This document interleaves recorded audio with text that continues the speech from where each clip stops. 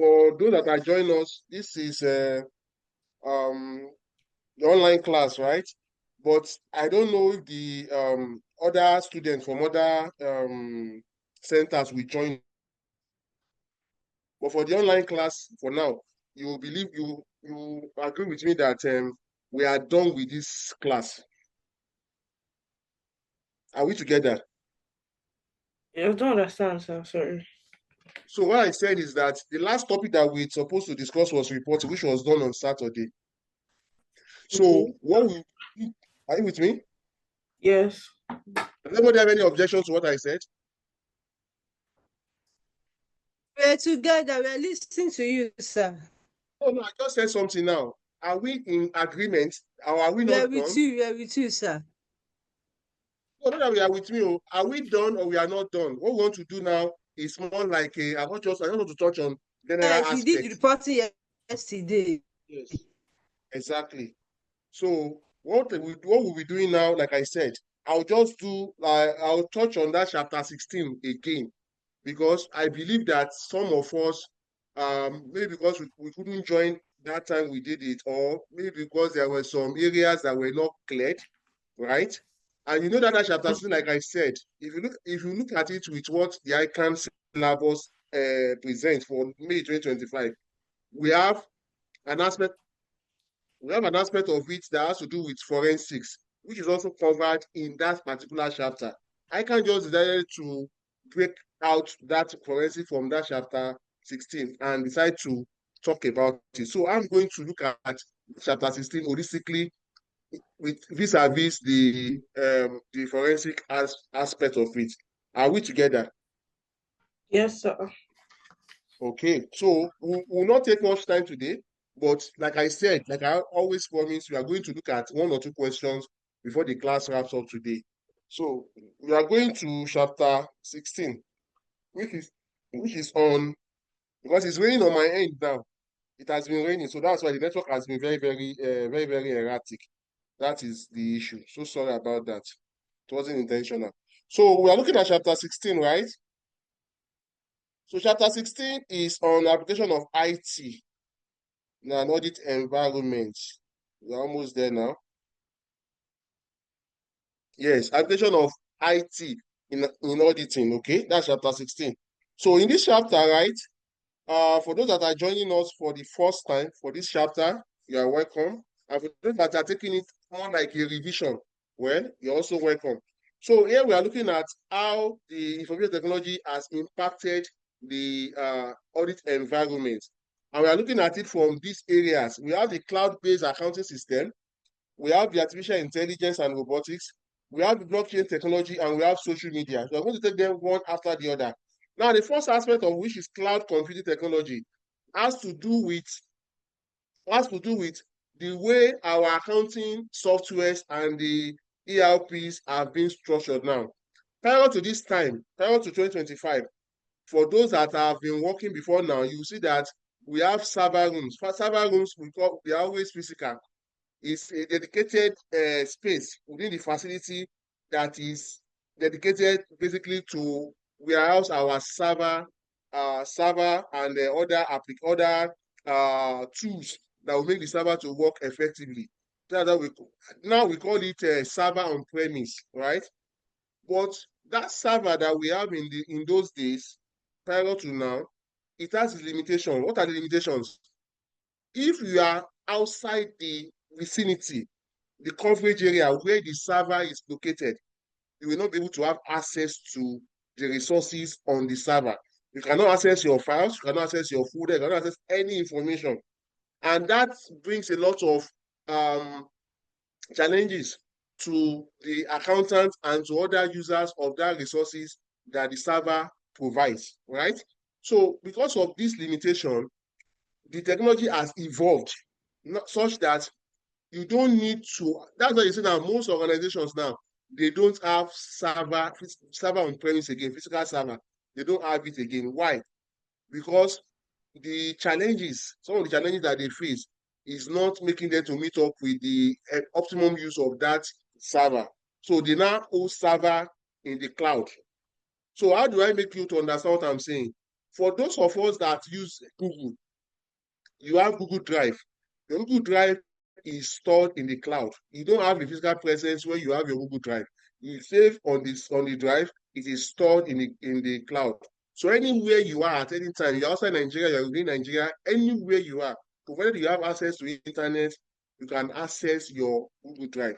That's the same replication that the server also, the cloud computing also provides. So it allows for you to have access to your information online real time. Okay.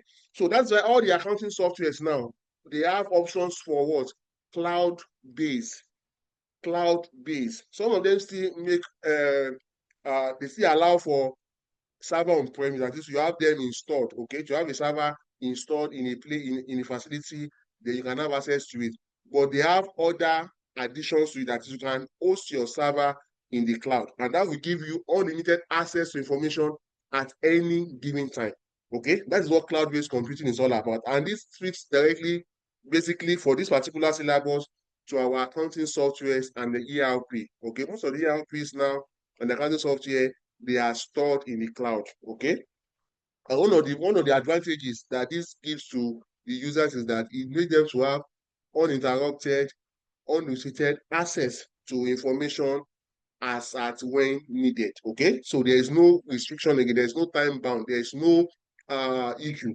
Provided you have access to the internet, you can access your server resources at any time of the day. Okay, that is what the cloud-based accounting software is, which I've just explained. Is that clear to every one of us?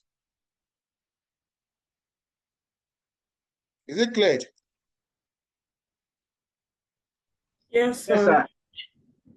Someone said, "Not see my screen." Can you see my screen?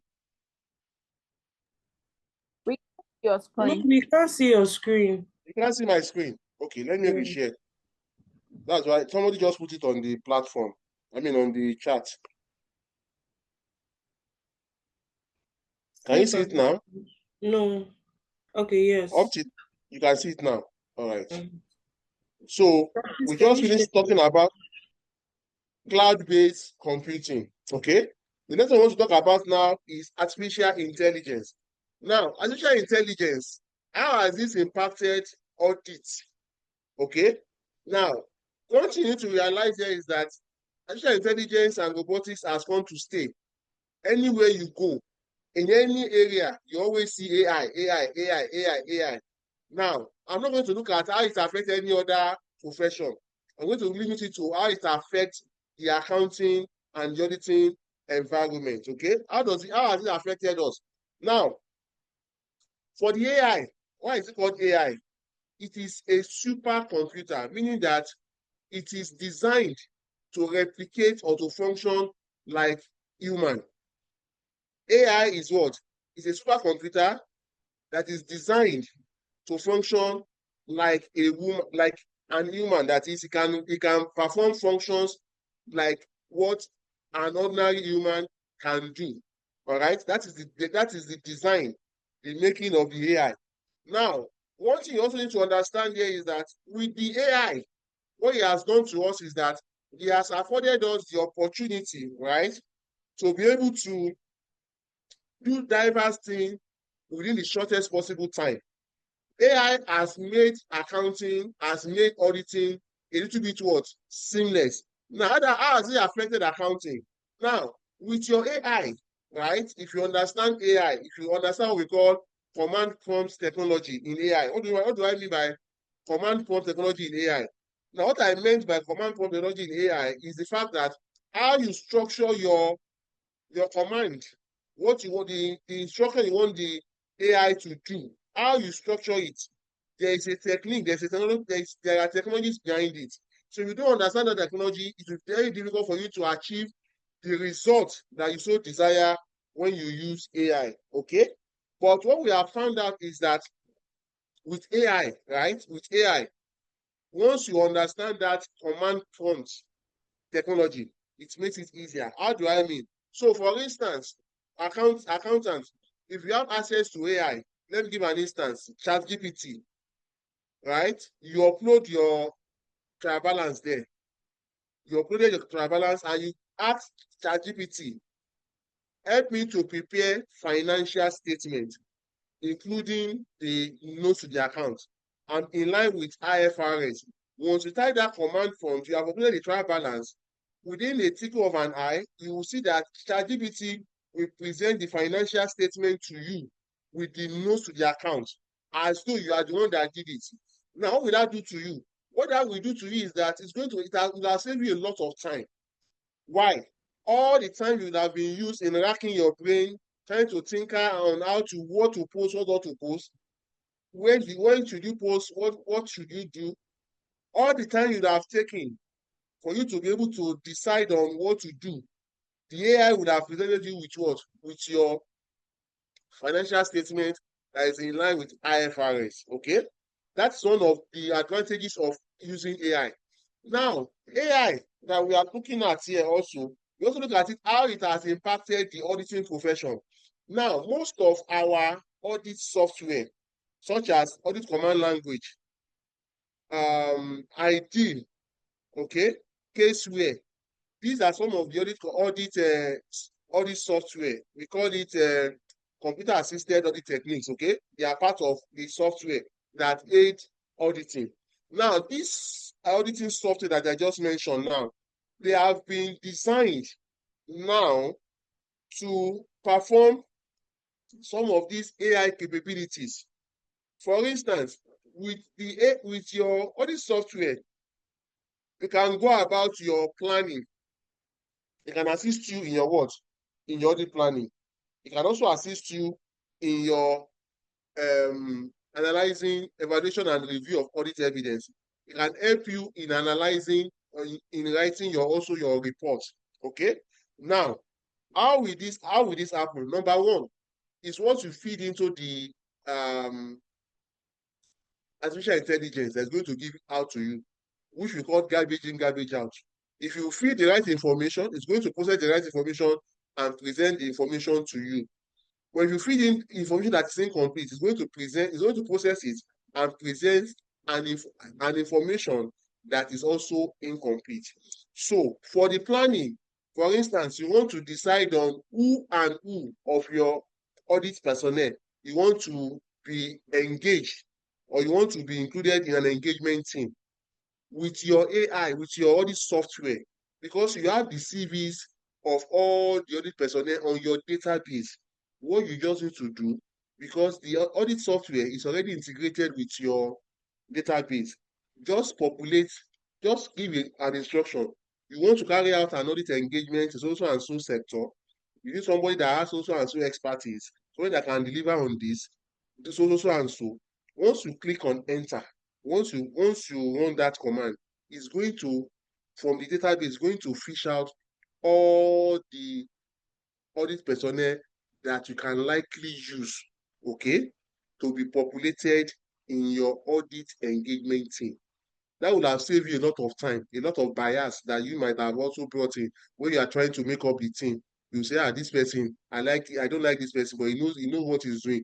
All of these biases would have been eliminated because the AI is going to be objective in selecting the team that you want to have as the engagement that is going to perform an audit engagement. So you can use AI in that area. That is in line of what? Planning, making up your engagement team. You can also use AI also in analyzing what we call the preliminary audit risk assessment. Okay, once you are done with preliminary audit risk assessment, you can ask AI to help you to transform that assessment into like a report that will be easy for you to explain or to understand or to present to the higher level in an audit firm. Okay, so you can use that as well. It can help you to identify the inherent risk in any engagement. Like I said, the caveat is that provided you have put in all necessary information that will aid the AI or the audit software to be able to process this information for you. Okay, that is in the aspect of the planning.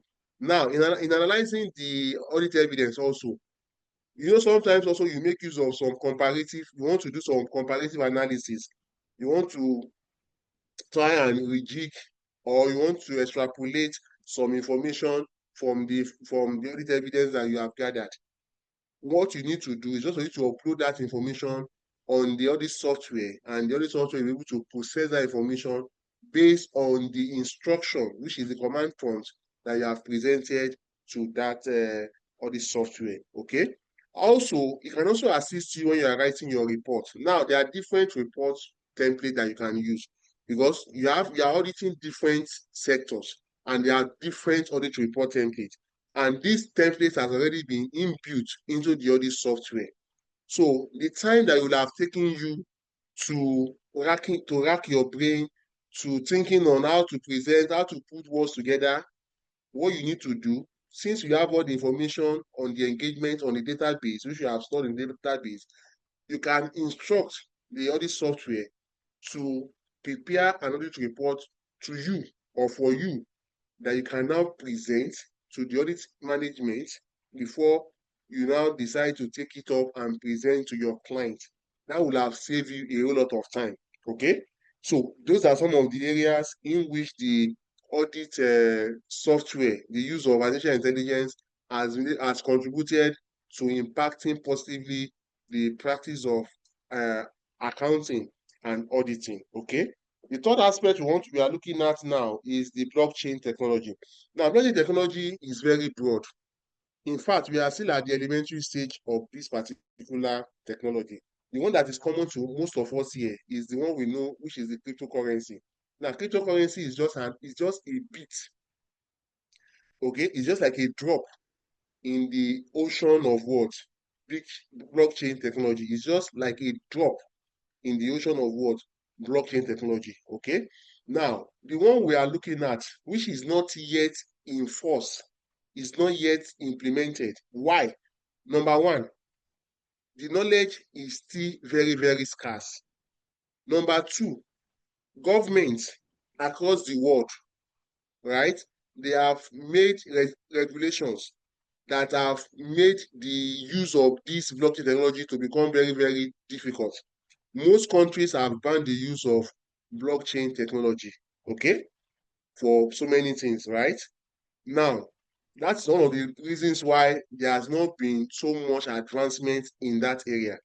But what you need to understand, what we need to appreciate with this blockchain technology is that, what does it really mean? So what it does is that it allows for what? Accountability. It allows for what? Traceability. Let me give an instance so that you'll be able to relate with it. Now, if your boss or your colleague shared an Excel file with you and asked you that you should populate or you should review, then after you have reviewed it, you now save that document as your own document, right? You remember when you click on save, you will just be able to save. It does not redirect you to any other person. It does not redirect you to the person that sent you that information, the originator of that file. You will be able to save it in your own name, and you can own that particular file as though you are the one that did what, that created it, right? Now, this will not be the same when you use blockchain technology, because blockchain technology utilizes what we know as what, distributed filing system or distributed ledger system. What do you call distributed ledger system?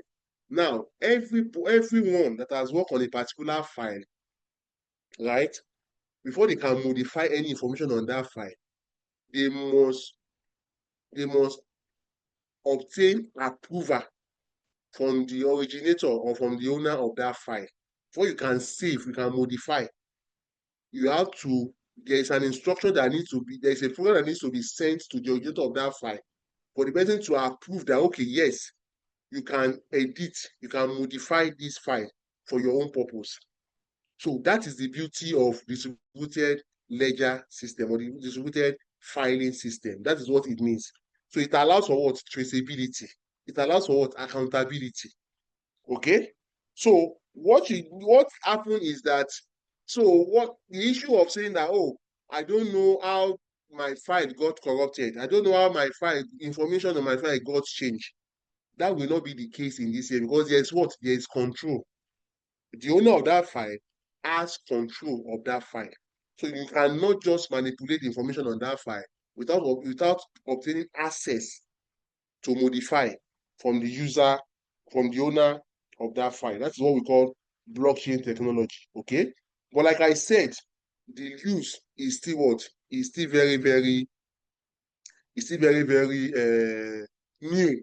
It has not been fully utilized. Okay, but like I said, that is the area that we are talking about when it comes to what blockchain technology. Like ICAN will not ask you a difficult question in this area, this chapter 16. Okay, why? Most question has to do with IT audit. It's usually direct. There's no way you can twist it. It's usually what? Direct. If they're going to ask you any question on this area, they are going to ask you maybe write short note on blockchain technology. Okay? So with the explanation I've given to us now, and by the time you read the material, you'll be able to corroborate what I've said, okay, and make meaning out of it in case it comes out in the examination. Like I said, you know that the syllabus has increased the allocation given to IT audit. I think it used to be 10% before, I think it's 15 now. So that means there is every likelihood that one or two questions will come out on IT audit. And once you are familiar with that aspect, it becomes very easy for you to it's an area where you can easily get your full marks because it does not require you doing much of thinking. No much thinking is required. It's what you know, what I've just explained. And the information you get from the material, you're able to replicate it. That is all. You can easily get your full marks there compared to every other topics that you have in the syllabus. Okay. The next area we want to look at is the social media technology. How has this impacted the auditing environment? Now, remember that before now, when you talk about audit firms, what you normally look out for is their physical address. For those of us that have been much around earlier to be able to know some of these things I'm saying. Okay. So you need to trace the physical address of the audit firm. For instance, you want to do your IT, right? You need to go to the audit firm. You want to obtain any information from the audit firm, you have to locate their address and go there and ask for specific information. But with social media now, the physical address is no longer very, very important. Why? Because the the way the technology is advancing now, it has eliminated anything that has to do with what rigidity, anything that makes things to be a little bit complex. It's trying to what eliminate it. That is why you go to all the audit firms in Nigeria, even ICAN itself, our great institute, they have also embraced this technology. Now, once you want to obtain any information from any of the audit firm or even ICAN, all of them have their social media handles. They have social media such as WhatsApp number, they have Instagram handle, they have Facebook profile, Facebook handle, all the social medias they have there, especially the ones that are a bit professional. So, for instance, you need an information from the institute, or you need information from an audit firm. Provided you know the um, social media platform, the handle of that social media that you want to tag that information to. For instance, you want to get information from Deloitte now. Once you have their social media handle or profile, or you have their WhatsApp profile, you can easily get someone that will get information across to you within the shortest possible time.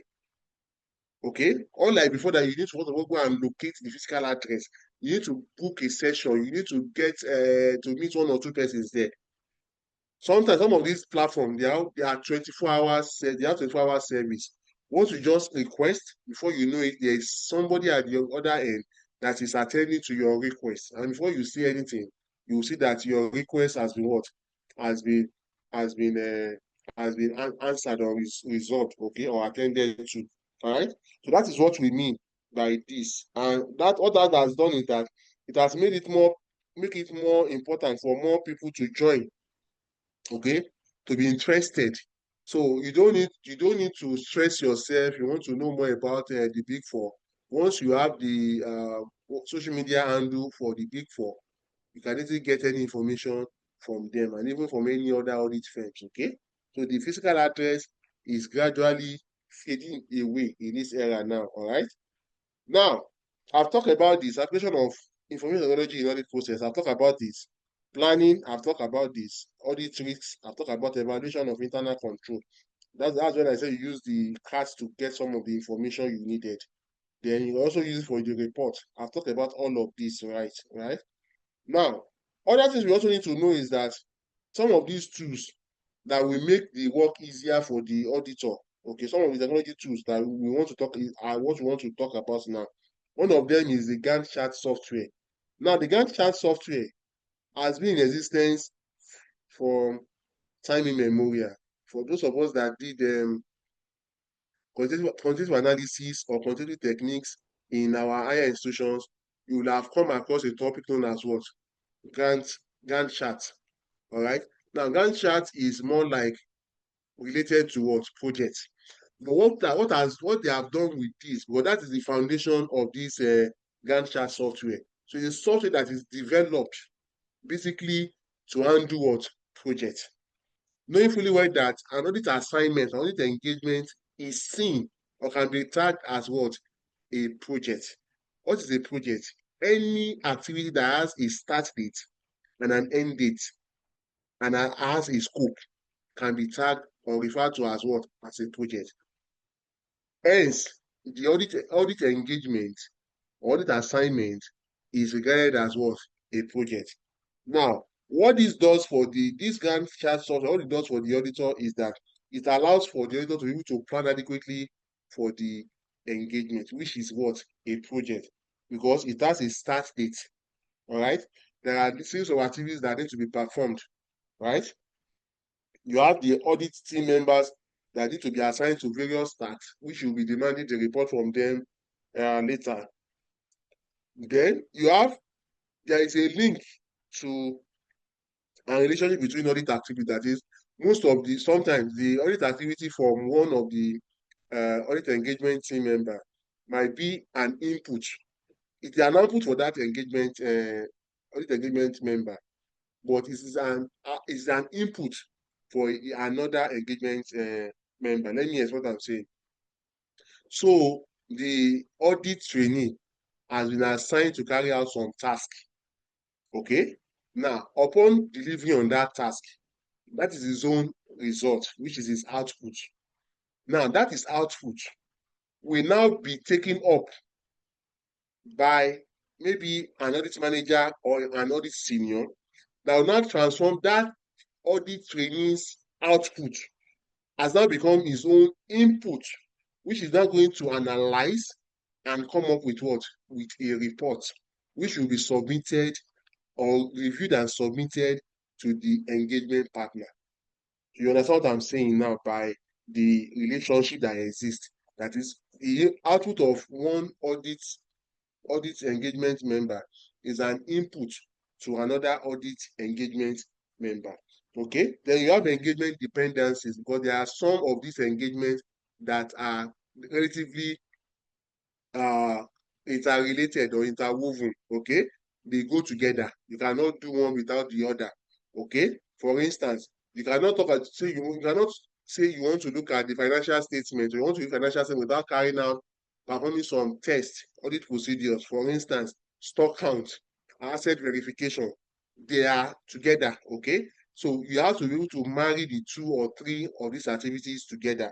Then it has an end date, and you have some areas that are a little bit challenging, because you go for any audit, there's some areas that we see as what challenging area, which we now call the critical part. Okay, so how do you mitigate, how do you navigate this critical part, this area that can pose some challenges? How do you navigate it, so that at the end of the day you're able to have optimum value from that particular activity? Okay, that is what we mean by this. So these are some of the activities that the user can use the Gantt chart software to perform. They also have the risk analysis tool pack. Now, the risk analysis tool pack, like I said, you go for any audit, you have to carry out a preliminary audit risk assessment. Now, this risk analysis tool pack, what it does is that it makes it easier for the auditor to be able to identify some of the inherent risk, control risk, audit risk that are embedded in a particular engagement. Okay, how will you do that? Now it's based on the information that you're able to feed into this particular tool pack, which is like a software. The information you feed into it is what's going to process and come up with what possible result that you can use or that will aid the auditor while performing the audit engagement. Okay, some of the examples of the audit of the analysis tool pack are here, which is the GRC, Cloud Resolver, Spiral Plan, Enablon, Check It, Analytical, Risk Management, one tracker. These are some of the, and some of these audit software also, they have been inbuilt. They have inbuilt risk analysis tool set, and they also have the Gantt chart software embedded in them.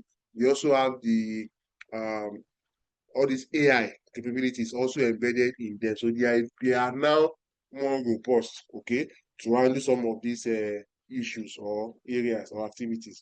Now, if you're looking at your risk analysis tool pack, these are some of the features that you need to be on the lookout for when you want to obtain one of them or any of them.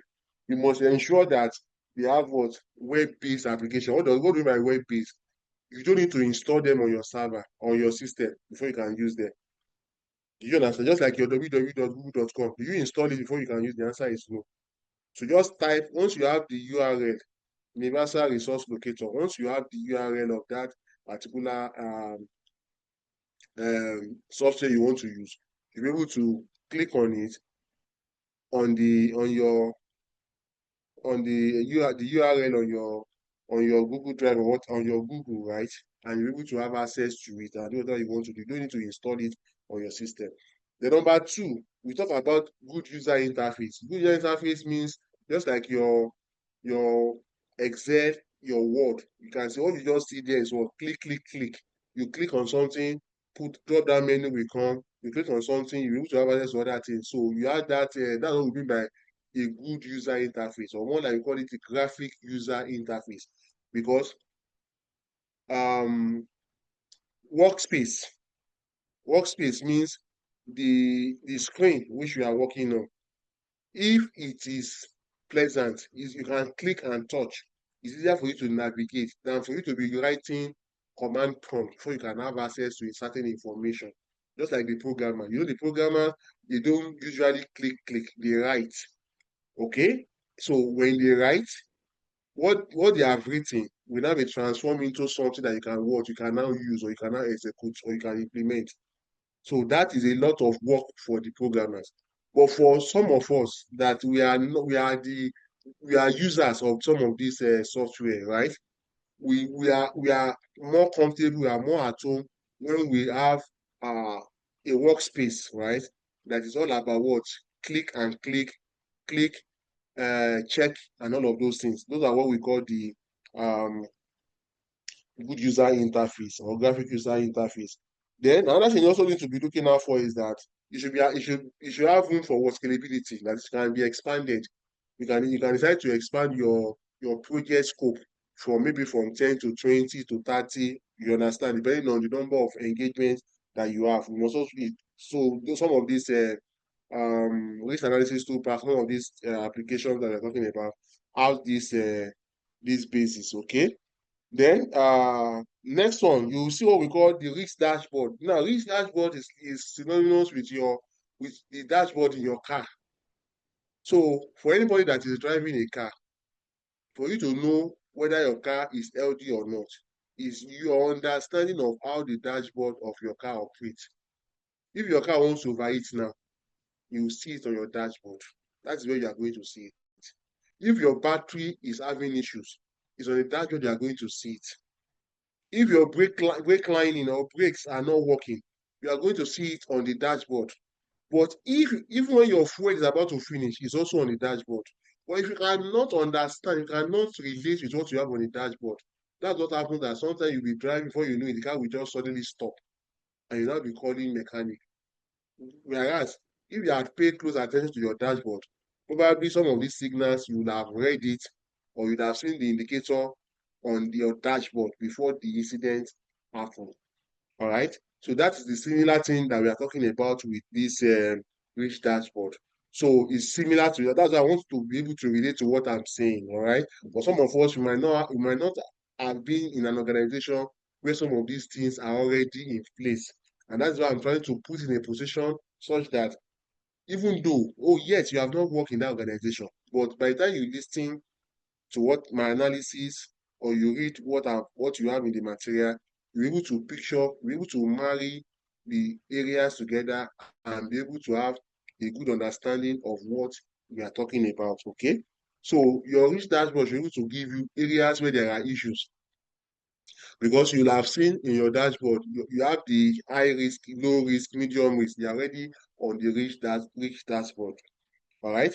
So when some of those, for instance, maybe you have a risk that is on medium before now. Let's say as our last week was on medium, but tomorrow you go to work and you saw that that medium has transformed to high risk based on certain variables or factors. You need to quickly go back and check what has made that medium risk to transform from medium risk to high risk. Okay, that's what we mean by the dashboard. Okay, so that you're able to see how things operate within the organization, especially in the aspect of what risk. Then it has inbuilt support for risk mitigation activities. That is, some of these issues, when we even pop up, we also give you some idea on how to resolve them. So when there are risk, when there are challenges, it gives you options that you can what you can utilize. All right. So those options are what we call the risk mitigation activities. It also allows for what we call risk audit trail. Audit trail means you can go back in time and see how the movement or how the risk metamorphose from low risk to high risk. You can see the transformation, okay, the process. They also support for electronic signature. What that means is that when you are buying any of these risk analysis tool pack, you must ensure that you can sign off on it electronically. All right. What that means is that your signature, you don't need to print out the document before you can sign. You're able to upload your signature to that file, I mean to whatever file you are working on, and it will still stand as though you are the one that signed off on it because it's your signature that is uploaded or was uploaded on that particular uh package. Then it also supports generation of report. You can generate report from the risk tool set or tool pack. Okay, you can generate report. Report can be in any format, can be in Excel, it can be in Word, it can be in PDF and other formats. Okay. You can also print out your report. Okay, it allows for printing, or sometimes you even need to mail the report. So once you generate the report, you can send the report to the respective uh responsible party, okay, that needs to attend to some of the issues that you have identified. You can also upload and download. That's what we mean by support import and export function. Upload, download, that is import and export function, okay, of information. It support auto alert system on risk related updates. So if there's any issue, it can quickly send you notification. All right. It also supports qualitative and quantitative risk assessment. What do you mean by qualitative? These are some, that's more like notes. All right. When you talk about quantitative, that's more like what? Figures, data, okay, in form of figures. So it supports both of them, whether the information is in figures or it appears as notes, okay, you can process it. Then also support data entry supported by paper, browser, and mobile. That is, you can key information via paper. You can upload information from your paper and save it, okay, and also allow you to use the browser, that is the URL, or you have it installed as a form of what? A mobile app on your phone or on your device, okay? So those are some of the features that your the risk analysis tool pack needs to have, okay? So when you are buying when you are buying some of these risk analysis tool pack, you have to pay close attention to some of this area. Number one, how easy can you use it? Is it user friendly? Okay. Does it support mobile application on multiple devices? That is, you can utilize it on different applications, not only you. It's not a single use application. Okay. Once you log in, no other person can use it. You need to allow for other people to use it, okay? You also need to check whether it is cloud-based. I'll talk about cloud, you can store in the cloud. Look at the cost, how expensive. They look at how secured. That's the information you have there. Are they secured? Can they be tampered with? Okay. That's one of the things you need to be looking out for. All right. Now, the GRC2, that is the risk analysis 2 pack also, right? They also have some of these other features, okay, that can help the user or whoever is using that information. And those are the ones that we have here. We have the content management, that you can manage your information you have put there. You don't need to be everywhere. There should be some area where you can store information that will be stored and not easily accessible to anybody that have access to that particular space. Okay, then this relates to document management also. You should have enough space, okay, to store whatever information, whether the information is in PDF or whatever format the information is, able to what? Store that information. Then it should be able to perform what we know as risk analysis, that is the graphs, okay, pictorial diagrams, in form of reports. You'll be able to do all of that, okay. You also allow for risk and control management, that is, you're able to identify the risk and able to control the risk. All right. There's the issue allow for workflow management. What do you mean by workflow? What that implies is that somebody has identified the risk. Somebody has been able to put controls in place. All right. So the person that identified the risk might not be the person that's going to put the control in place. So what happens is that whoever identified the risk can only identify risk and report the risk he has identified. That is what his own function, where his own function stops. The person that's going to provide mitigation or mitigant to those who need to control those risks. That's his own assignment. So he cannot identify, but he can suggest ways to resolve some of those risks. Okay, that's his own function. Then we have another person that is going to now that oversees everything.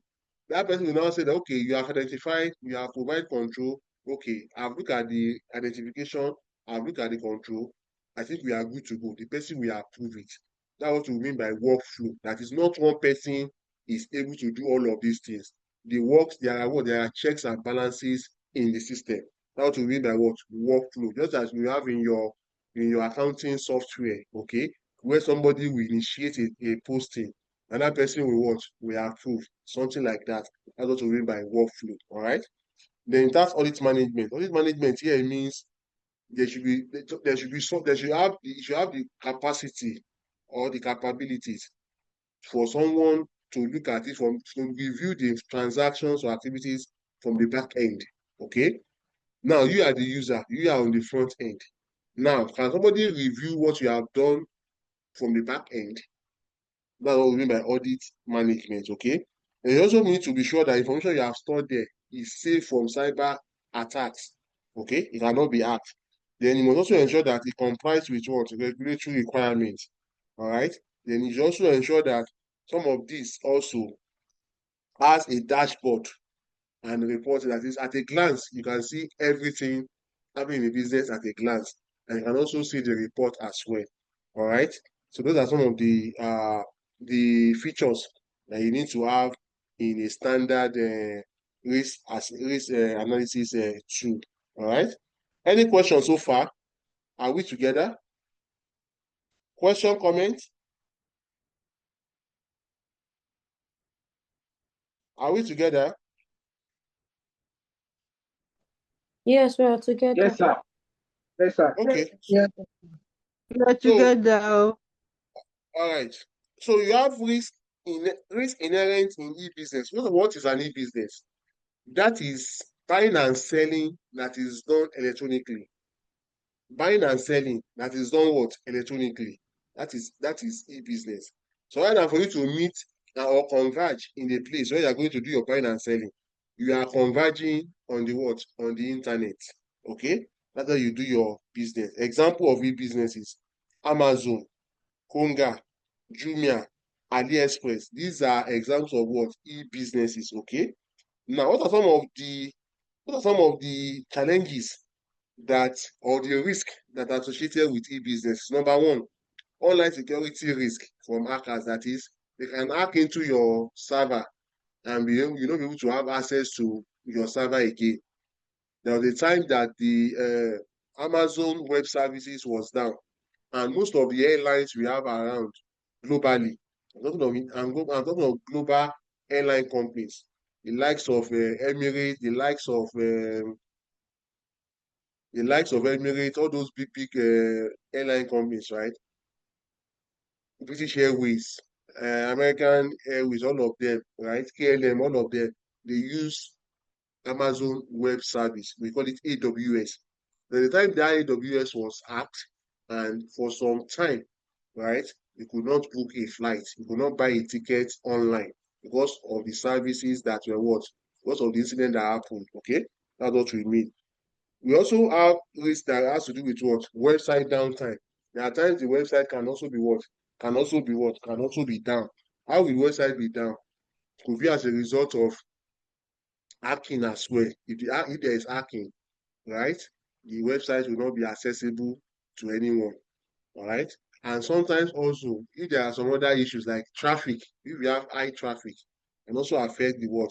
The uh the downtime of your website. What do I mean by traffic? Just like a normal traffic when you drive, when there's congestion, that's why you see that sometimes when you want to access some of the thing on the web, it's better you do it in the night from 10 p.m. to maybe 5 a.m. Why? That's the time most people will be off the internet. They'll be off the internet highway. That time it will be free. Just like when you are driving, you cannot compare your driving in the afternoon, especially in Lagos, from 8 to like 5. You cannot compare it to when you drive between 12 a.m. and 4 a.m. You cannot compare the driving. We are going to, let's say you are moving from island to mainland, in the around 10 or 11, you can spend 2 or 3 hours. But around 12 a.m. and 4 a.m., early in the morning, you can do that within 30 minutes. Why? Because there's no traffic. That's what we mean by that, okay? I'm using that so that you can understand what we are trying to say. The failure of service providers such as online service provider, there are sometimes you want to make payments, right? The platform where you can make payment will be down. For instance, you want to buy something from Jumia or from Konga, and maybe they are using Paystack, and they tell you to make payment. You click on it, the thing keeps rolling. After a while, the thing will say that access denied, or you don't have, there's a breakdown, or there's a downtime, or there's one issue or the other. All right, these are some of the things that happen in that area. All right. Then we have talked about website traffic interruption. That's what it's the same thing as similar to what I explained under the website downtime. Then credit card fraud. Now, if you access some websites, right? Some websites are not secured. Once you want to buy something on those websites, and you put in your credit card details, that information can be stolen. All the money you have in your credit card can be what? Can be utilized without your what? Without your permission. You have to be looking out. You must ensure you transact business on secured websites. Those websites that when you click on it, www.konga.com, going to change to HTTPS. That S there is the secured. So if you click on www.konga.com and it changes to HTTP, that is Hypertext Transfer Protocol. If it does not include the S, please do not input your credit card details. Otherwise, it can be what? It can be stolen. Then we have theft of intellectual property. What that means is that somebody can try to replicate what you have done. For instance, you wanted to do something, you just designed a software, maybe a, a software for that makes allow for people to come and buy. And somebody now stole the information, stole the idea before you launch that your application. That's what we mean by what? Theft of intellectual property. Okay. The warranty and return of good policy failure. What that means is that you buy something on some of these websites, they tell you that the guarantee return. Most time when you try that return, you see that at the end of the day, you don't get anything returned to you. I once had an experience, something like that some years back. That should be around 2012 or 2013. I saw a canvas on AliExpress and I bought it. I love it. Right? I did not know, I did not, at that time, I've not understood the size from different regions of the world. I saw size that I thought it was my size. That was the China standard, Chinese standard. I paid, I got the shoe, the canvas imported, was delivered. On trying it, it was not my size, it was a little bit, it was a bit smaller. What did I do? I cannot return it. But I look at the time it's going to take, I look at whether I'm not going to get my money on time. I just had to sell it to somebody at a discount just for me to get some money to cushion the cost of what? Of purchase. These are some of the things that happen. They tell you, come and they say if you buy something on Jumia, it's not your, that's why they have allowed for what we call payment on delivery. So when they deliver, you don't like what you see, you can reject it. You will not have paid. That's what brought about the payment on delivery stuff. But even with that, sometimes you will still have some of these issues. Okay. There was one I heard of somebody ordered a TV online. He saw the TV online. He ordered for it. So they got the TV delivered, 55-inch or 65-inch TV in the normal carton of the TV. He did not open, he did not test the TV. He just carried the carton and took it inside, took the package inside. On opening the TV, the package, at that time, the delivery and the dispatch rider has gone, or delivery van has left. What he saw there were tiles, okay? Tiles for flooring, floor tiles. That's what he saw there, packed in that carton. So these are some of the risks that you find there, all right? Now, to address some of these issues that I just explained, number one, how do you resolve them? Ensure you conduct periodic and regular IT assurance program, awareness program. You need to educate your users or your staff on how to guide against some of these things. There's what we call social engineering. It can lead to compromise of your image in your organization. What do I mean social engineering? You saw a link on your email. For instance, you can see more of that when you use Yahoo or even more in Yahoo. You just see unsolicited emails, link say that oh you click on this link, you win $10,000. When you click on some of those links, it's going to allow your email address to become what? To become compromised. Okay, so you need to educate your staff. And in some of these things, you don't click on them. All right. Number two, implement robust IT security policies, including password protection. That is, you must ensure you password your system. Okay.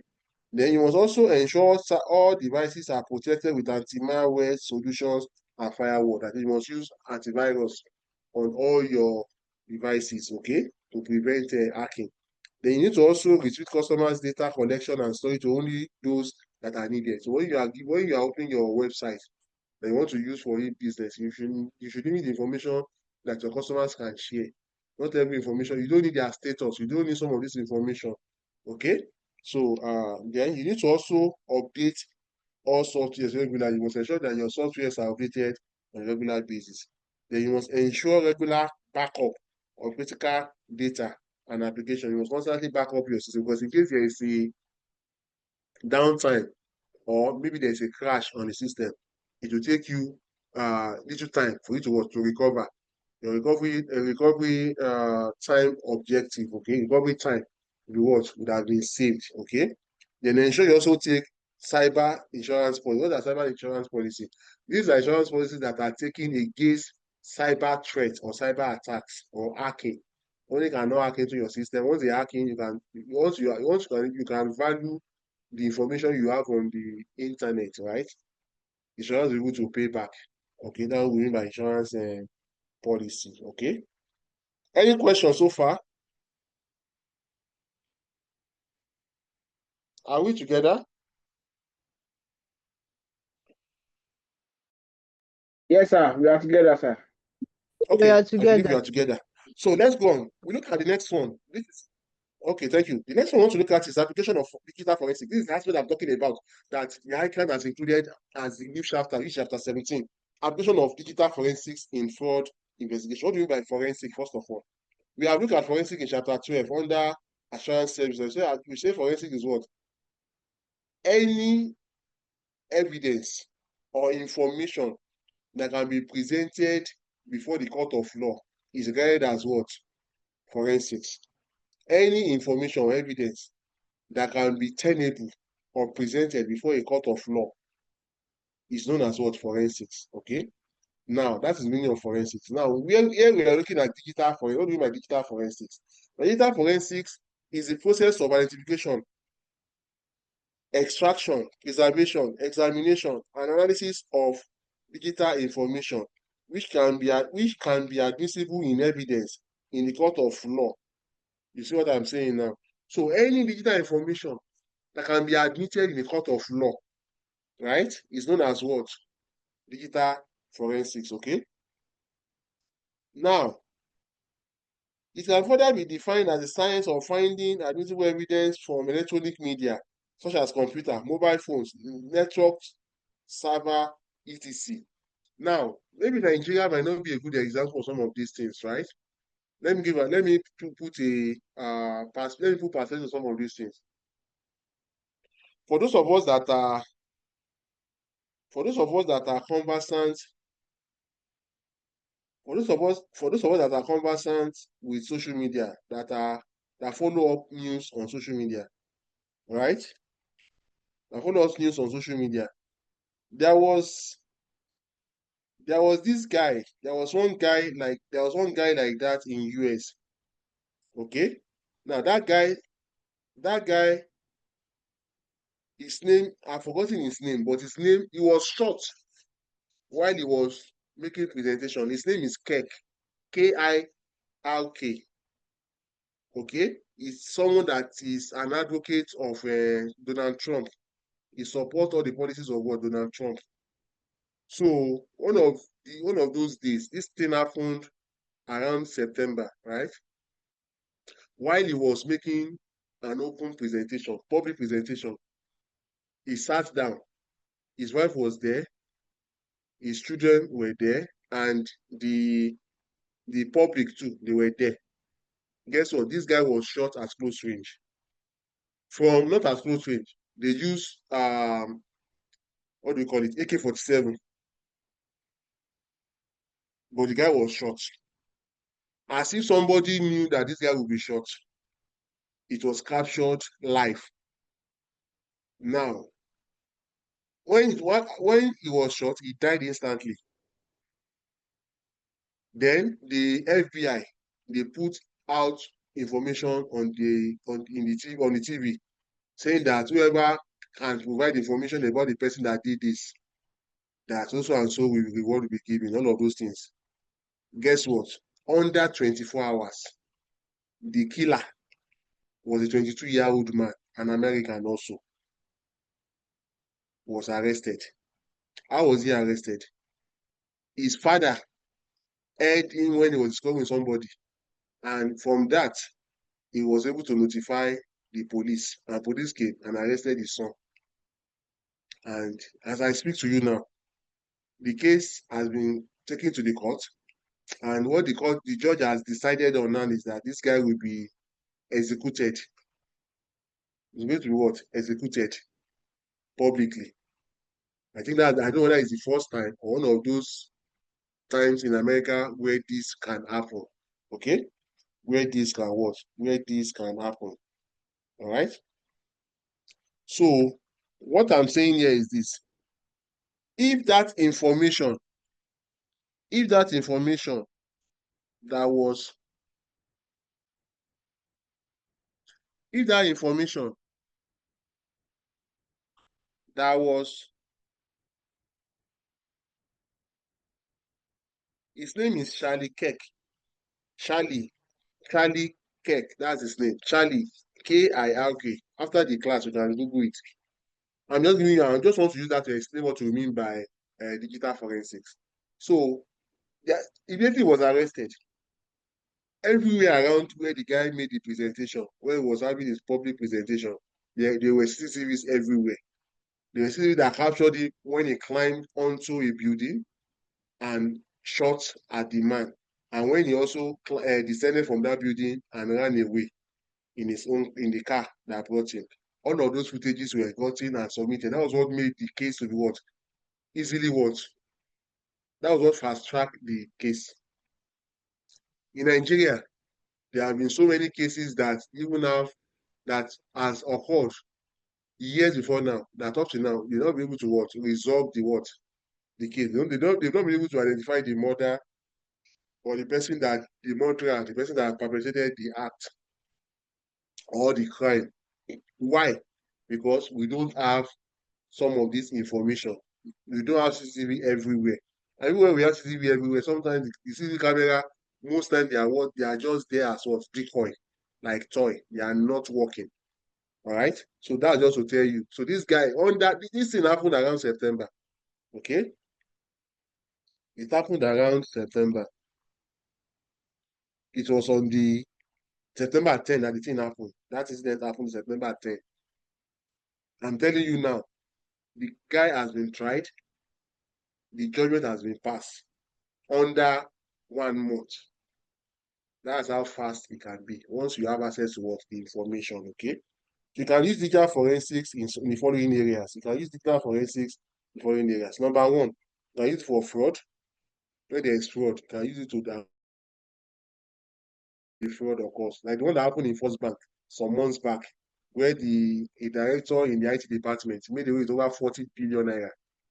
I hope you read that case that time. So it is forensic they use to detect. You also have intellectual property fraud.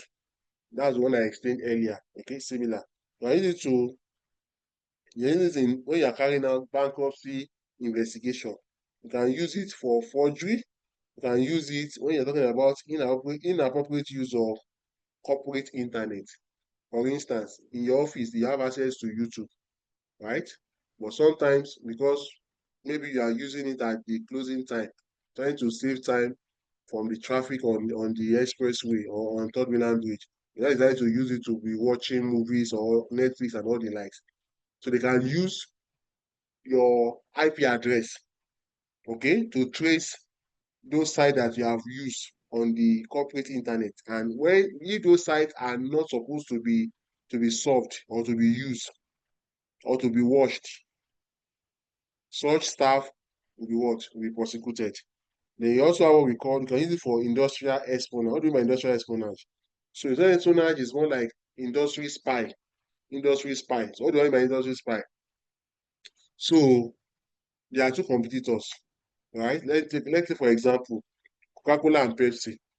So Coca-Cola and Pepsi, they have been long-time rival for for a very long time, right? And one of the concern is that the Pepsi, they've not been able to unravel the formula for making Coca-Cola. So what am I trying to say?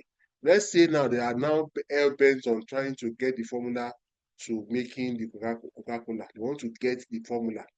All they want to do is just to get someone from Pepsi side to become a staff, okay, in Coca-Cola, and becomes very trusted. He become a trusted employee. And before you know it, he got promoted. Before you know it, he got to a position where he now have access to the formula.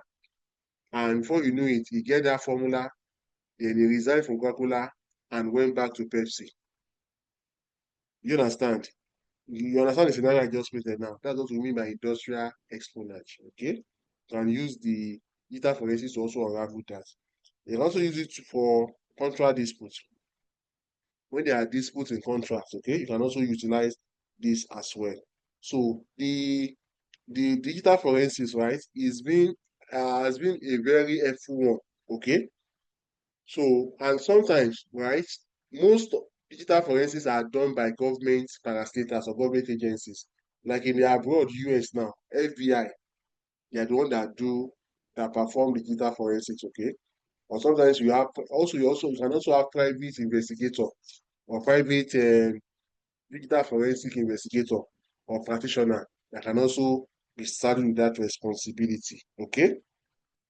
Now, digital forensic techniques enhance the auditor's capabilities in the following areas. Number one, it assists the auditor to identify, extract, analyze, and preserve computer evidences and related materials in order to present them as evidence in a court of law.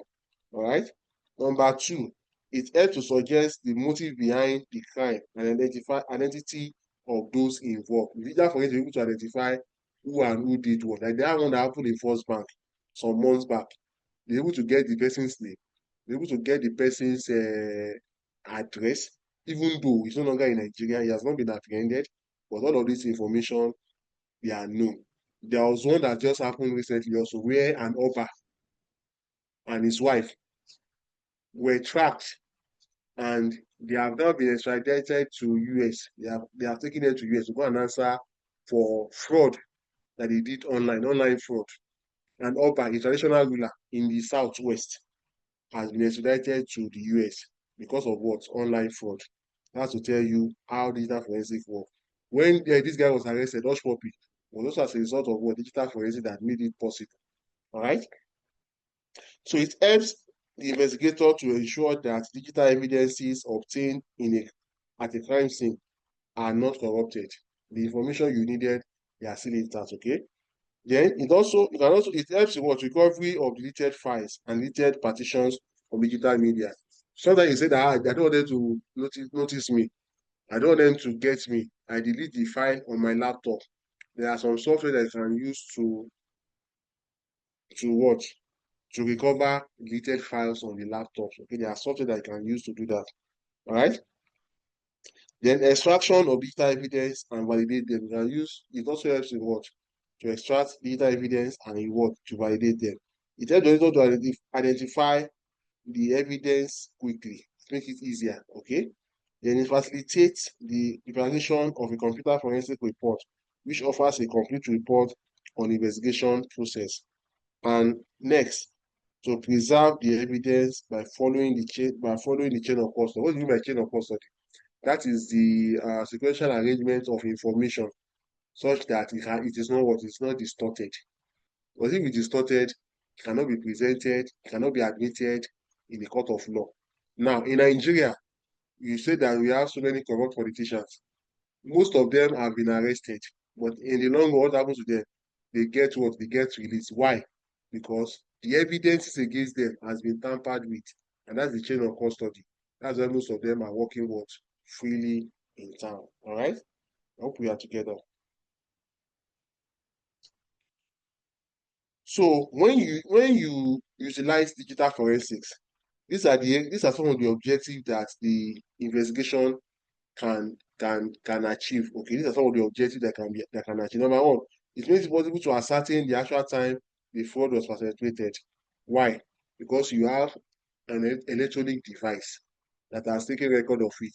Like that Charlie Kirk that I said was killed in the US, right? There was a time, they know the time when the shot was fired. They know the date, okay? Then it can use to determine the exact amount lost. Like the example I gave of First Bank, they're able to identify the actual amount that they lost to that fraud, okay?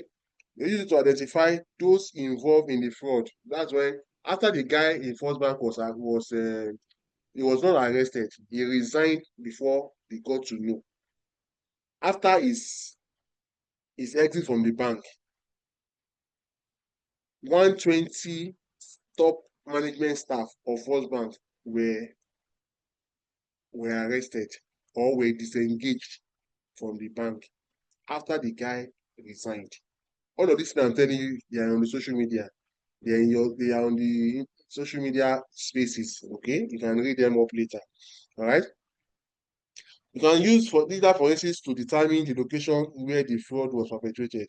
Yes. Then you can also use to identify the control lapses that made the fraud possible. Like the case I'm talking about the First Bank. This guy resigned 2 months after his resignation. That was when this fraud was detected.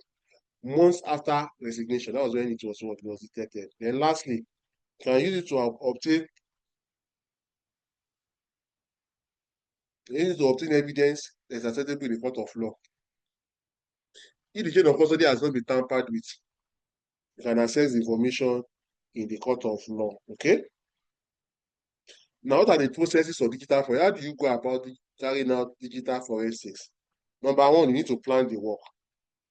In planning the work, you need to have obtained a letter of engagement that you have been appointed as the digital forensic practitioner or digital forensic investigator.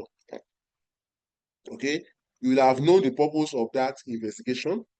You should also be able to identify the resources required. What do you need? What information do you need? Okay, what information do you need? Okay, then and in what format do you need the information? Do you want it in paper document or you want it in electronic file? All right. Then the editor should also be able to determine or develop various theories and scenarios regarding the crime. It should be able to come up with different reasons, the motive, the reasons for the commission of the crime. Okay, that's the first stage. The second stage is to what? Collection and preservation of evidence. You must be able to obtain and preserve whatever information you have got so as the information can be, the evidence can be admissible in the court of law. Okay.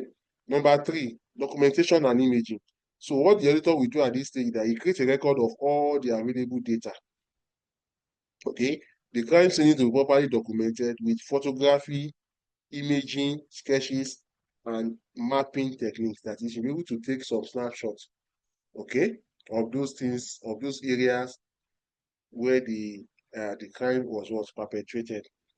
Then the next stage is what? Examination of documents. The auditor is able to evaluate and inspect each information in detail to reach an acceptable conclusion. This is likely to involve the use of some sound tools for data extraction and analysis. All the information is available at your disposal, okay?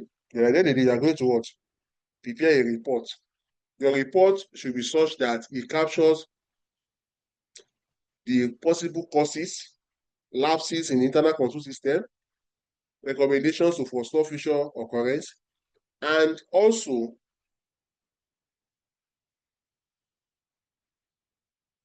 if the perpetrator of that crime failed to confess to his crime, the report will be presented or admitted in the court of law as evidence. Okay, that is what the reporting is talking about. So the reporting should be written in such a way that it is simple for everyone to what? Understand, not to be using all those big grammar like the Patrick Obayekon of the those states. Okay, you understand what I'm saying? Then when you are done, the last stage of the forensic audit is to what? Is to return all evidence to a place that is what? That is secured. Okay, return all the information, all the evidence to a place where it was what? Where it was initially stored. Okay, those are the stages. So you can use digital forensics to unravel ghost workers. That's the example that they gave here. Ghost workers, you know, can use a ghost worker, a phantom staff, a staff that is not present but keeps collecting salary at the end of the month. We call such people ghost staff or ghost worker. Okay, that's the example they gave there.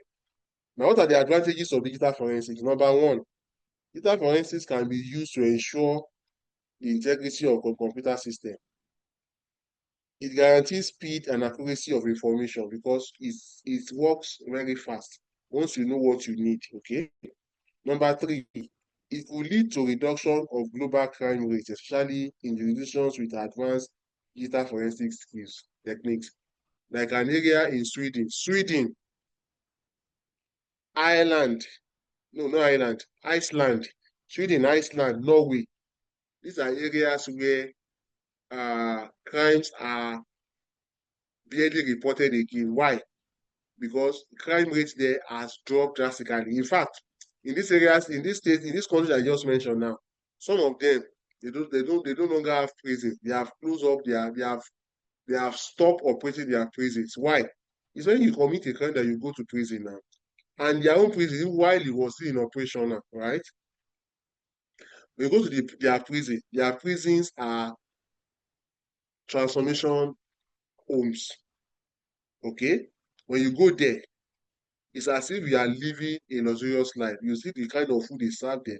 You see the kind of bed space that they have. You see the type of treatment that they give them. At the end of the day, their mind becomes what? Transformed. Okay? Their mind becomes what? Transformed. And also, in those advanced countries, right, they have high level of what? Technology that can capture crime as the what? As they occur. Okay? Another advantage, it produces the strongest evidence in the court, which can lead to the prosecution or conviction of the suspect. Okay, I've explained something like that, right? Next one, it assists in capturing important information. The computer system or networks of an organization are compromised. Okay, what that means is that if there is a compromise on the system, like the one that happened in First Bank that I've been explaining, talking about since, right? You're able to know where there are lapses in the what internal control system. Okay, then it effectively tracks down cyber criminals through the digital footprint or anywhere in the world.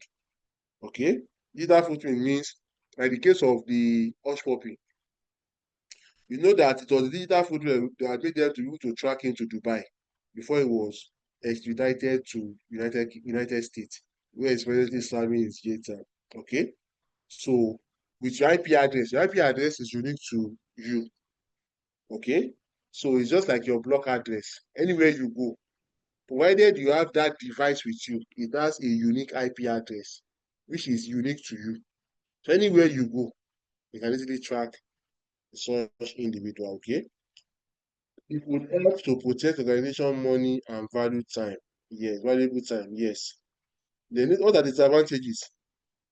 As good as digital forensics is, that is what is our number one. The tools, digital forensics tools are very, very expensive. Why? Because they are in dollars, they are in foreign currencies. Okay.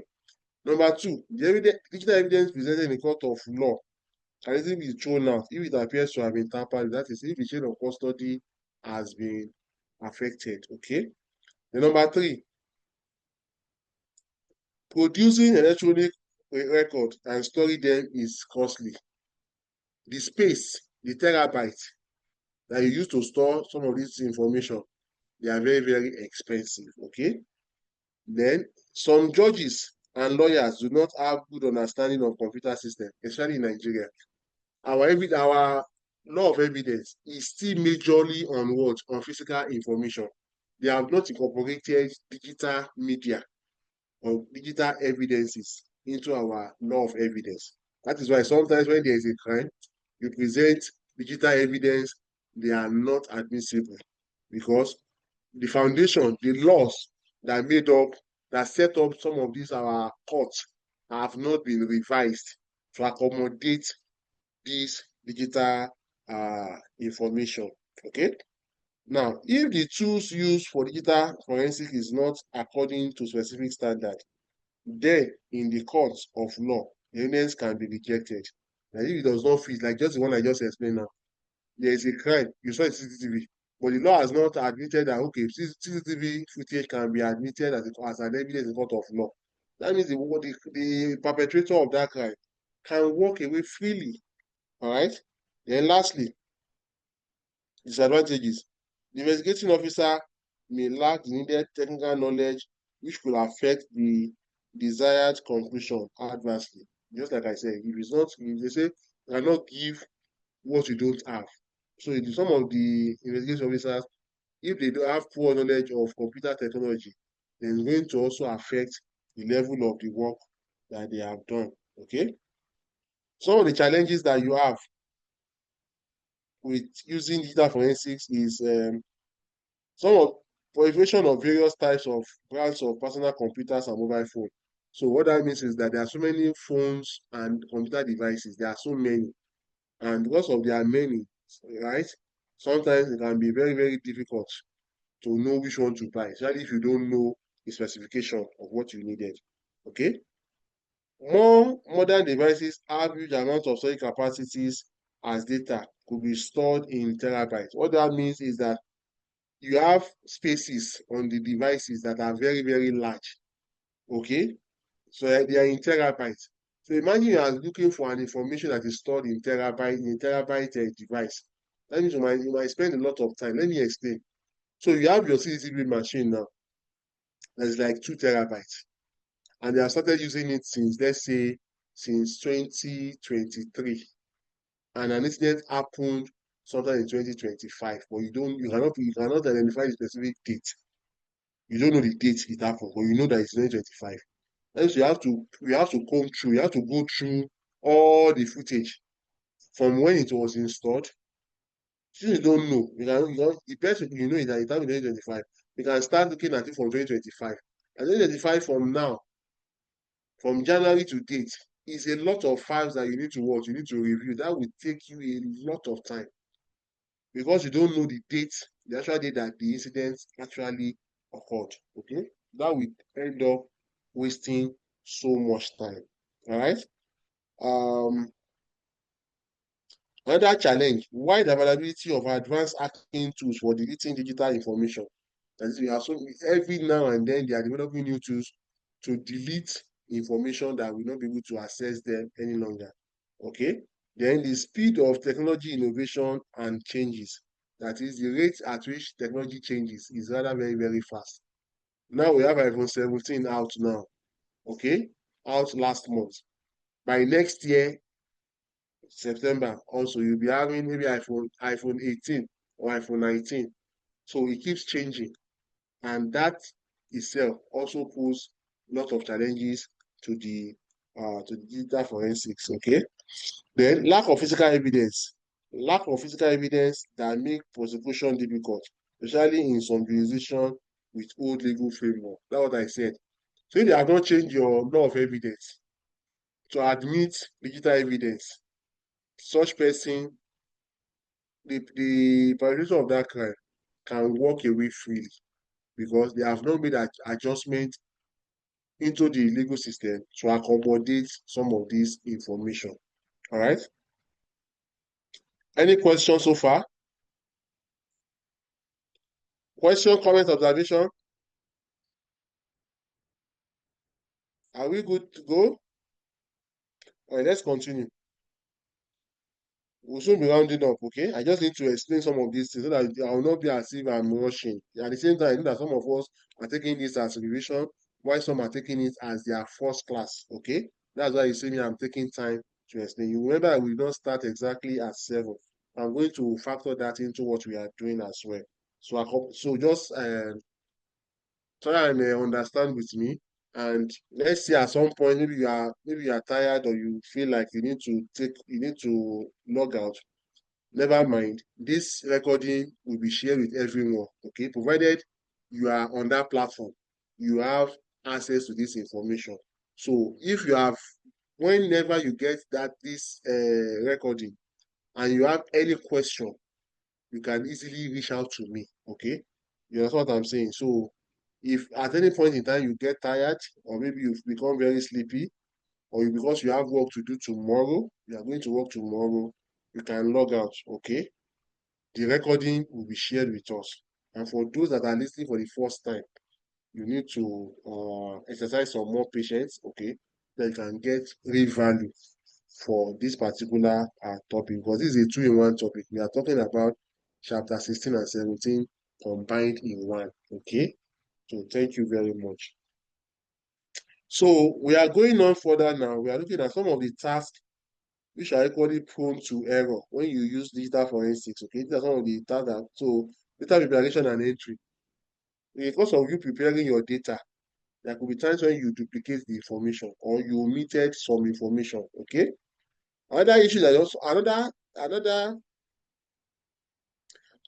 activity or task that's also prone to error is what? Integration of data from multiple files. You want to integrate files from Word, Excel, PDF. You want to merge them together. Sometimes it could bring out some errors. Okay, it could bring out some errors in the course of that. Then you have manual importation of audit related data into spreadsheets or other software. So what that means is that you got information digitally, electronically. Let's say for instance you finish stock count. So rather for you to export, to upload, or to input your information on an Excel and save, you decide to what? Upload the report, that paper report, you upload it in what? In that format and save it as an image in your laptop. Now, sometimes when you do that, some information there might not be compatible with the what? with other software that you are trying to what you are trying to replicate. All right. Then copying, pasting, and sorting data on spreadsheet. When you copy information, you paste it. Sometimes there are errors that happen. Some you might not have copied correctly, or sometimes there might be some errors in copying, there might be some omission in copy, and that will also affect the information. Okay? Performing basic audit tests, such as recomputation and analytical procedures and inventory count. What we are saying here is that we need to perform basic audit test so that recomputation, like we discussed in chapter 8, audit evidence, we need to recompute. You need to do some comparison. What was the figure last year? How come there is a drastic fall or increase or decrease in the figure this year? That might be a pointer to the auditor to perform additional audit procedures. Okay, so those are some of the challenges you face. All right. So we go to some other areas. So when you talk about, we want to talk about these two technologies, robotic process automation. Robotic process automation.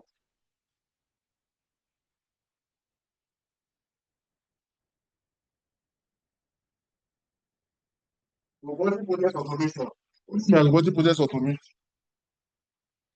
Now, let me explain what you mean by robotic process automation. So when you go for audit, there are some tasks that you do, there are some activities that you do that are repetitive. You do them every time. Okay? Let me give an instance. So you go for an audit, you always want to review contracts. You ask your client, do they have any new contract that they have entered into since the last time you visited? They give you heap of contract agreement that they have entered into. That will take you some time, right? So what we are saying is this. All those tasks that are repetitive, rather than for the auditor to be spending much of his time looking at those repetitive tasks, why not automate that process such that the auditor can save a lot of time? What are we trying to say? So all those contracts that the auditor will need to review, what you need to do is just to upload those contracts onto your audit software and ask the audit software in the specific command, review this contract and identify or highlight areas that are what that poses challenge or that can expose the client to what liabilities. So the audit software will process that information, and before you know it, within a short possible time, the report, the contract, all the loopholes, all the issues with the contract will be what? Will be extracted and presented in the form of a report that will have saved the auditor a lot of time. Okay? Now, that's what we mean. So all those other areas that are strategic, that requires analytical thinking or critical thinking, the auditor can now dissipate his energy on those areas. So all those areas that are repetitive, the auditor will use software to do all of that. Why those ones that are strategic, that are analytical, that are critical, okay, the auditor will now utilize the will not be able to do that on its own. Okay, that's what we mean by robotic process automation. That is the simple explanation for your robotic process automation. Okay, that's what we are trying to explain there. The other one you need to look at is drone technology. What do you mean by drone technology? Most of us have seen drone. We have not seen drone for some of us that watch movies. When you are taking footage from very high places, most times these footages are done using what? Drone. All right. Now, auditors too, they make use of drone. You want to take stock count in a warehouse that is very, very big. And to access some of the areas in the warehouse, especially those areas where they have stockpiled inventory up to the brim, okay, up to the roof, might be difficult for the auditor to climb and check everything. What will the auditor do? The auditor will deploy drone. The drone can be designed, can be customized such that can take count of those areas that are not accessible by the auditor. What we mean by that? The drone will be deployed. to take the information on those areas, from those areas that cannot be accessible by the auditor. During the COVID era also, KPMG came up with an idea of using smart glasses. So when you wear the glasses, you can use the glasses for stock count as well. Yeah, it has been programmed such that once you wear it and you gaze at a place or at some areas of the inventory, they're able to give you the information that you require from that particular area. That is what we mean by drone technology. Okay. Any questions so far? We are good, right? Now, this is the last part of this class. This is the very last part. And this one has to do with data protection regulatory. And I'm going to summarize it because I know it's very, very bulky, but I'm going to summarize it within the shortest possible time now. Now, what we are saying here is that there's a clamor for what we call data privacy. Okay? There has been an outcry for what? Data privacy. What do you mean by data privacy? So your information that you have stored on your phone, unless you want it to release, nobody should have access to that your information. If that information gets leaked, not by you, but by any other application or people that have access to your phone, that is what we call breach of data privacy. Do you understand? So you have some pictures that you have taken. Maybe the pictures are private pictures. You don't want them to be reviewed online, right? Let's say you took it and you save it. Then you have apps that have access to all your files on the system. Let's say you have installed apps such as Instagram or Facebook, and somehow they have access, and mistakenly they have access to that your private video or private photo, and they now leak that picture or that video online without your permission. That is what we call breach of data privacy. So in the UK, we have what we call general protection. General protection against what? We call it GDPR. Okay, General Data Protection Regulation. General Data Protection Regulation, GDPR. Okay. Now, in Nigeria, we have replicated same. We got our own NDPR. We call it Nigerian Data Protection Regulation. It's similar to the GDPR. GDPR is General Data Protection Regulation. It's similar to Nigeria copied that of the GDPR. We call our own Nigerian Data Protection Regulation. Our own is being managed by an agency known as National Information Technology Development Agency. Is the agency that is saddled with monitoring all of that.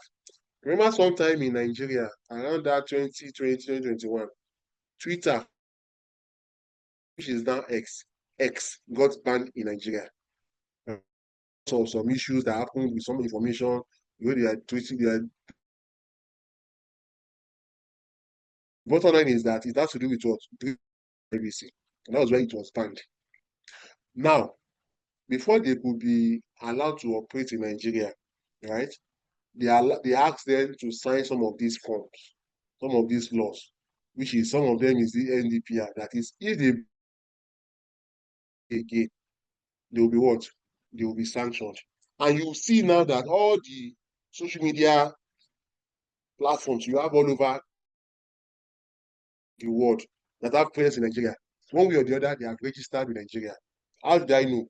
Now, the new tax reforms that the federal government will roll out on the 1st of January 2026 have made provisions for some of these social media platforms such that the government will be able to tax them. The government will be able to generate revenue from them come 2026 going forward. Okay? So what this law serves to do is to safeguard the private data privacy of individuals. Unless you want for your information to be released, no information of yours should be released. That is what we are looking at in this particular chapter.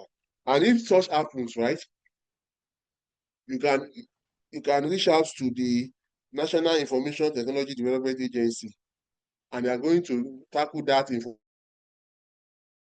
Also, some months back, or 2 months back, or even last month, they signed the Cyber Crime Act. Cyber Crime Act of 2025 was signed into law. It's a backdrop of this NDPR. Okay, it speaks to this NDPR. So you cannot bully somebody on the social media now or on the internet now.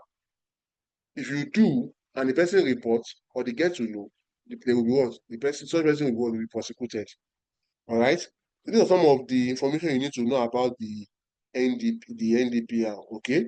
So they have guidelines on how it operates, how government intends to monitor. So they have set up some of these. We call them the data privacy compliance data protection compliance organization. They have been started with that responsibility, okay, to ensure that every organization complies with these policies, okay. So they also have officers that have been trained to carry out some of these activities, okay. So that is basically what this section of the chapter is all about, okay. So please take time to read them. Yeah, like I said, it's not something that is bulky. Like it's not bulky. I've given you the summary of what it entails. They've not tested this. I think they've tested it maybe once or twice, but you can also find time to look at it and try to try to understand it. Should any question come out in this area, they'll be able to attempt such questions. Okay. Any comments, observation before we go to the question? I just want to look at one question now that we can call it a wrap. Question, comment, observation.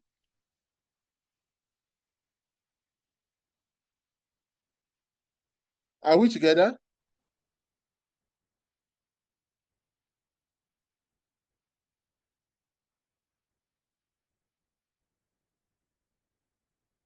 Question, comment, observation.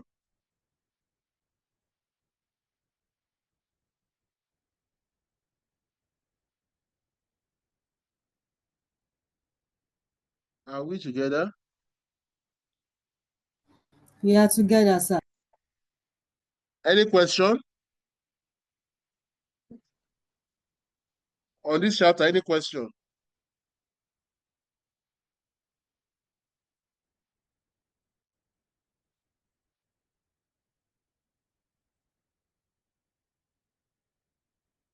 Comment, any comment?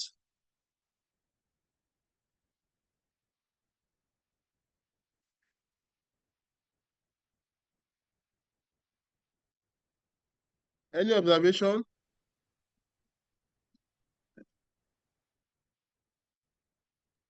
We are good None, to sir. go. Everything is okay, sir. All right, no problem. So I want to show us a question. We want to look at the question now. We'll use that one to wrap up this particular chapter.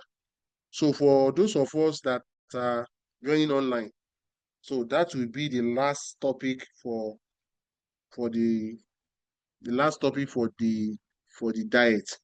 Okay, but that does not mean that you cannot reach out to me at any time. You still have from now till the eve of the examination, okay, to reach out to me.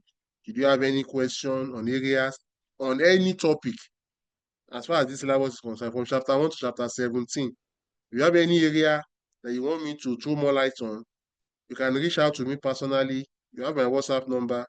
I will be willing and glad to render the assistance.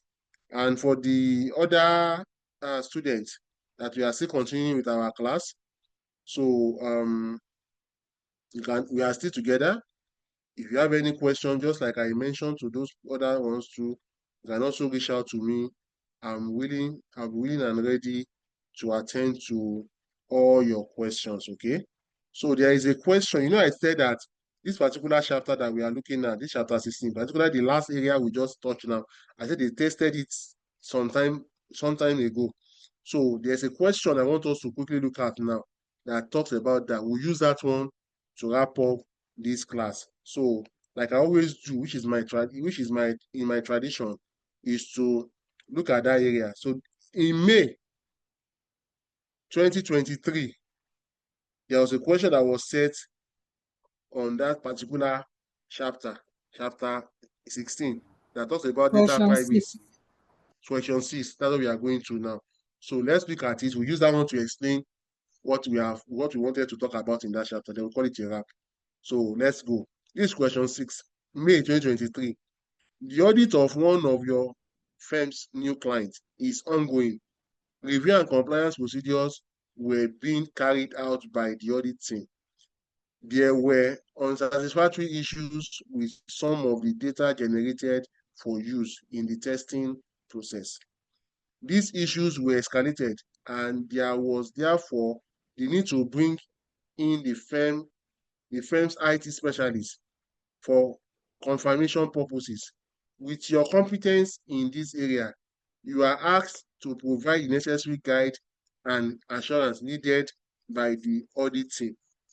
Required, evaluate the components of the governing principles of the Nigerian Data Protection Regulation 2019 as applicable in this circumstance. Number 2, discuss requirements of data protection framework. Everything is about what?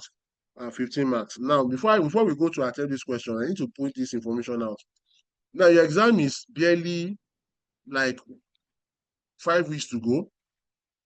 Precisely on the 18th of November or 17th, you are starting. Now, what are the things you need to look out for? By now, you should have, or let's not now, before the exam day, please, once you get your exam docket, ensure you visit your exam location, the venue of your exam, a day before the exam. Why is that? So that you'll be able to get yourself. You see, an area, yes, that was what you used in May to write the exam. But with the wrap up, with the rate at which developments are springing up everywhere, there might be some construction going on in that area. Maybe you have planned that, oh, that place when I went in May, I just spent 30 minutes. If you are not going there prior to the day of the examination, if there's an ongoing construction, you might end up spending 2 hours on the road. That will afford you to plan your movement early or earlier so that you not miss out. Because once you enter the examination 30 minutes late, you will not be allowed to sit for the exam. So you need to be wary of that. Number 2, your writing. You need to work on your writing. Your writing needs to be very, very legible. One of the reasons why students fail examination is their writing. Because I was made to understand that the writing you use during the examination is not the writing you use when you are in class. Because in exam you're a bit tense and you are rushing to finish on time. So you need to take your time and write very legibly so that the examiner can read what you have put down. If your answers you have put down are right, but the examiner cannot read it, of what use is that? Number 3, when you are done with your examination, please do not discuss with anybody. How was the exam? You saw that question we talk about. Don't talk to anybody. Don't let them spoil your morale. Just go home and prepare for the next paper. They might be telling you, what I wrote is better than your own. It's only ICAN that can tell you whether what you have written is right or wrong. The person that said that he did very well, you might see the person, when the result comes, the person will tell you that, I did not make that paper. So that's to avoid stories that touch. Do not discuss with anybody. When you are done with the examination, go home and pray to God and prepare for the next paper. Next thing you need to know is that when you get to the examination, or like this question that we are looking at, now this one is very short. It's a very short question, right? I think I've talked about that before. You need to read it like 3 times. This one you don't need to. I told you that when that has to do with IT, they are usually straightforward. I think that this question is straightforward. So marshal out your points very carefully. Okay, ensure you write very carefully so that the person that read it will know that this person is organized. Write very, very in a concise manner. Don't beat about the bush. This question is simple and direct. It's either you know it or you don't know it. If you know it, good. If you don't know it, then don't do it. Ensure you attempt the right number of questions in that paper. I don't know, but as a last diet, the right number of questions you need to attempt is 5. If you attempt anything less than 5, it can affect your overall score. You could be penalized. These are some of the issues that I'm trying to point out to you, so that you will not be repeating the same thing. You understand? You need to do things differently. You need to come out in flying colors. And how do you come out in flying colors? Is by adhering and complying with some of this new information I'm sharing with you. Because to some of us here, this information I'm sharing is new. And you have to incorporate, you have to accept it, you have to embrace it and own it. So that when you go for the examination, it's not going to be the same thing. It's going to be a different ball game. And you're going to come out in flying colors. Come December, when the result will be out, we will all be celebrating our Christmas. So when you are coming for your induction, then we'll all be there and celebrate with you. So let's go to that solution because of time. So the question is question 6. You have read it. It's talking about data privacy. I've talked about data privacy. Let's see how they handle it. So let's quickly get the question number 6.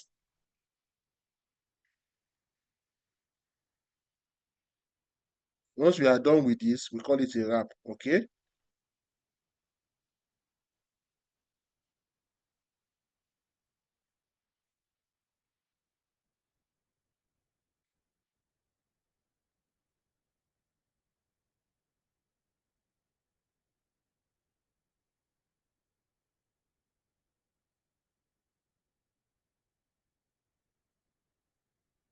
This is the question.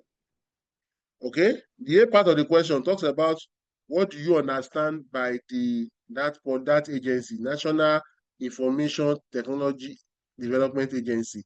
Now, they talk about that is the agency responsible for the what? For the implementation of the Nigerian Data Protection Regulation. Okay, everything they put here is similar to what what you have in your material. They just copy and pasted it here. Nothing more, nothing less. Okay. So, in pursuant with the enabling power under the Act 2007, excuse me, without prejudice to other procedures in the regulation or any instrument for the time being, okay, in force, the regulation has the governing principles, which are stated in Principle 2.1 of data processing, to the effect that personal data shall be collected and processed in accordance with specific, legitimate, and lawful purposes consented by the data subject. Data subject is the owner of the data, which could be individual or the organization, okay? Provided that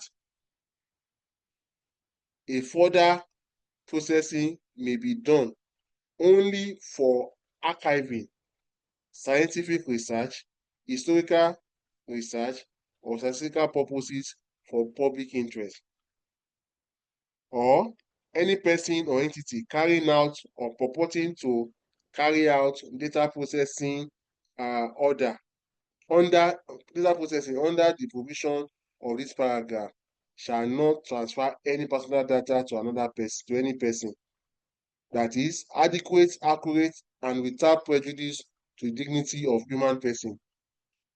That is, you must not try uh, to make the individual to be disgraced or to have some form of issue. Okay, store only for the period within which is reasonably needed. All right. Then thirdly, secure against any foreseeable hazard and breaches such as theft, cyber attacks, viral attack, dissemination, manipulation of any kind, damage by rain, fire, or exposure to other natural elements. Okay. Next one, anyone who is entrusted with personal data of a data subject or who is in possession of the personal data or a data subject owes a duty of care to the said data subject. That you must not just furnish information recklessly.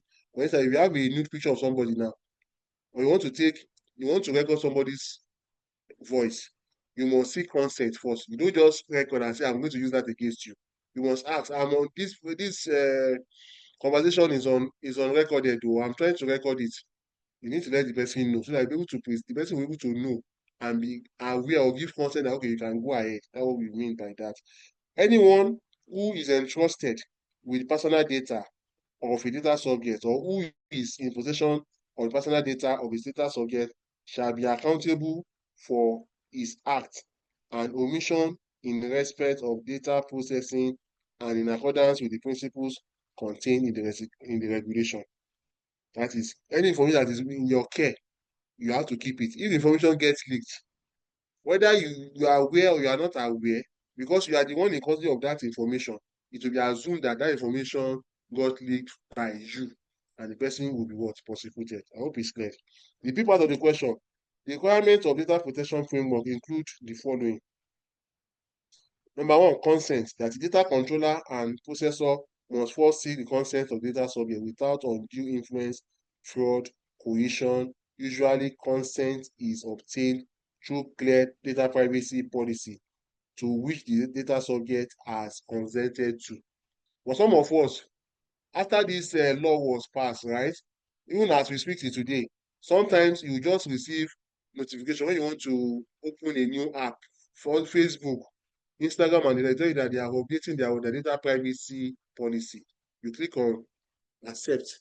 That means that you have read and you have understood and you have accepted to everything that is there. Okay, that's what we mean by that. That's one of the the framework. Another framework is what? Data protection audit. That is the NPR mandates all organizations that process the personal data of more than 100 data subjects in a period of 6 months and 2,000 data subjects in a period of 12 months to submit the data protection report audit report to any NITDA not later than March 15 every March 15 every year. Yeah, somebody's asking a question here. Yeah, any question? Okay, no question. Okay, somebody just okay. So let's continue. So that is data protection audit. That means you must ensure you submit your audit report or your data privacy to the NITDA at least latest by 15th March every year. Okay. Now, data, that's the audit report, right? The data audit report must include the following information. The data of the organization collects on the employee and members of the public. Example of what we are looking at here is like a bank. If you have what you have like a bank now, UPA, Access, all of them, they are mandated to submit an audit report on some of these to the to the um, to the NITDA, that agency responsible for regulating the Nigerian data protection regulation. Okay. In that report, you have to state the purpose for which data was collected. Why do you collect the information? Notice given to individuals regarding the collection and use of their personal information. That means you need to obtain clearance from them or consent. Okay. The access period to individuals to review, amend, correct, supplement, or delete such data. All right. The next one, whether or not the consent of these individuals are obtained before collecting, using, transferring, and disclosing this data, and the method employed in obtaining the consent. That you must ensure you obtain consent. Okay. The next thing you have in that report is that the policy and practice of the organization by the proper use and security of the data. That is, that information you have obtained, you must secure it. It must not be leaked. If the information gets leaked, it will be traced to that organization. Okay. The organization policy and procedure for privacy and data protection. That is, every organization is related to have a data privacy policies. Okay. The number last, the policies and procedures of the organization for assessing the impact of the technology on the stated privacy and security policies. Okay. So this is a typical ICAN question. You can still be this question, just like it is. They'll just show one or two things there. So, like I said, questions on that chapter 16, any question on IT audit is usually direct. And the case is, did you know it or you don't know it? If you know it, you can easily answer it and you are done with it. But if you don't know it, then it becomes an issue. But I believe that for those of us that started with us in July to date, you'd have gained one or two things, which you have not, which you don't have or you don't know before now, prior to now. So I believe that with this new knowledge that you have gained, it will spur you to go into the examination come November and you come out in flying colors so that we all celebrate with you all come December when the result is out. All right. So with this, we call the class an end for my online students. Okay. We have come to an end of this class for my online students. And for the other students, we are still continuing, right? So thank you so much for your time. Should there be any questions? Is there any questions, comment, observation? Questions, comment, observation? We are good to go, right? So please start practicing your ICAN past questions. Start practicing them now. Okay? Start practicing them now so that you can, the essence is that you need to have a better understanding on how to approach some of these questions should they come out in an examination. Okay? Thank you so much for your time. If there are no questions, there are no comments, if there are no observations, I hereby bring the class and this diet to an end.